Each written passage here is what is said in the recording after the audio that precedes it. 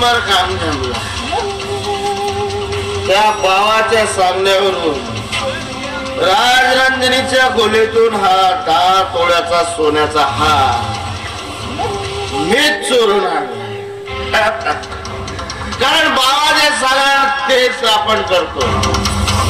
त्यासाठी बाबा आपल्याला पैसा देतोय, दारू पाजतो. आता बघा, या सोन्याच्या हारानं या घरात कशी आग लावतोय. तर पैशासाठी आपण काही करतो. तर पैशासाठी आपण स्वतःची पोरगीच विकली तर हे घर काय चीज आहे.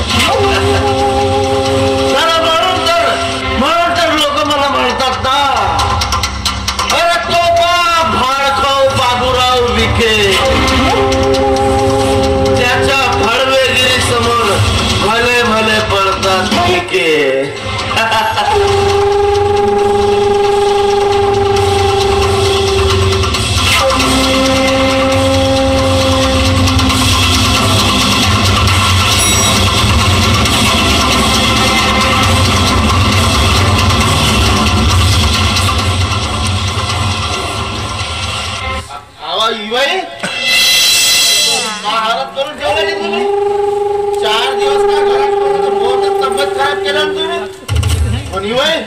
तुम्ही आता टेन्शन नका घ्या. मी आलोय ना, अजिबात टेन्शन घेऊ नका. तुमची तब्येत पाहायची 2 दिवसात टक्के होऊन देतो मी. माझा हार मी तर इथेच ठेवला होता. मग कुठे गेला?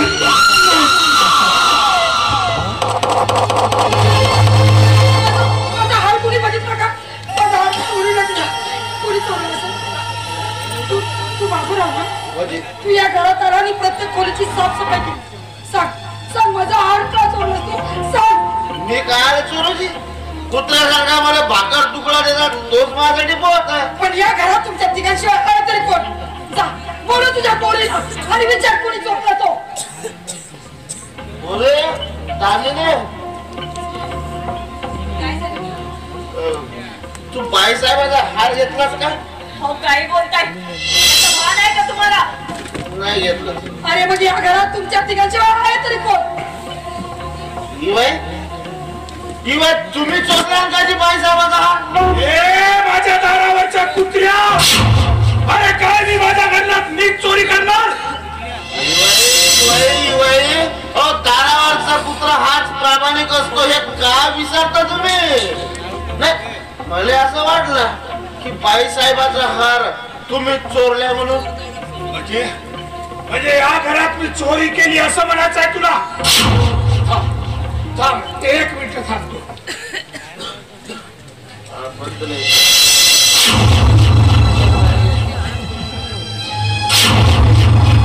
हे घे, आता माझ्या आयुष्यात तर काही उरलंच नाही.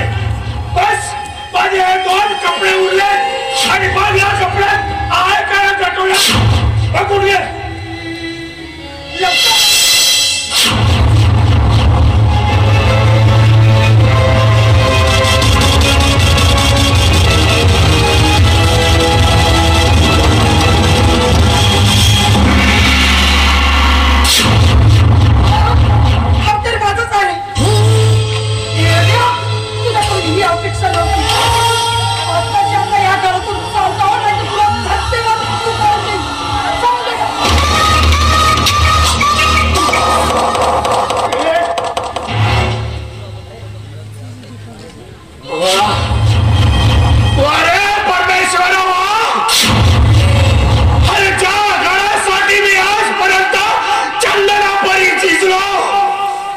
त्याच घरात मी आज चोर करला जातोय रे, चोर करला जातोय. अरे सांग ना परमेश्वराव, खरंच मी चोरी केली असेल का? हे बघ ना, बघ मला आज या घरात चोर साबित करून हाकलून दिला जातोय मला घराबाहेर. सांग ना परमेश्वराव, मी चोरी केली.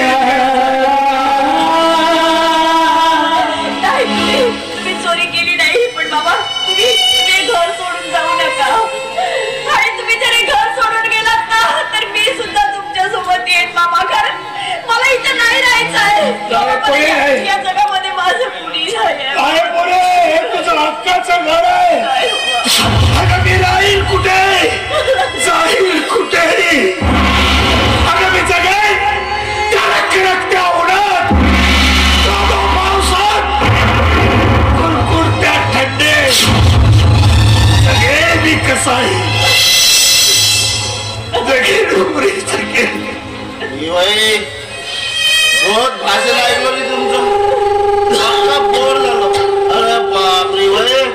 तुमची तब्येत तर बहुतच खराब झालेली इवाई आपला डोळा आहे बाई तुम्ही अजिबात काळजी करू नका तुम्ही एक काम करा तुम्ही आत्ताच्या आत्ता 0 मिनिटात ह्या घरातून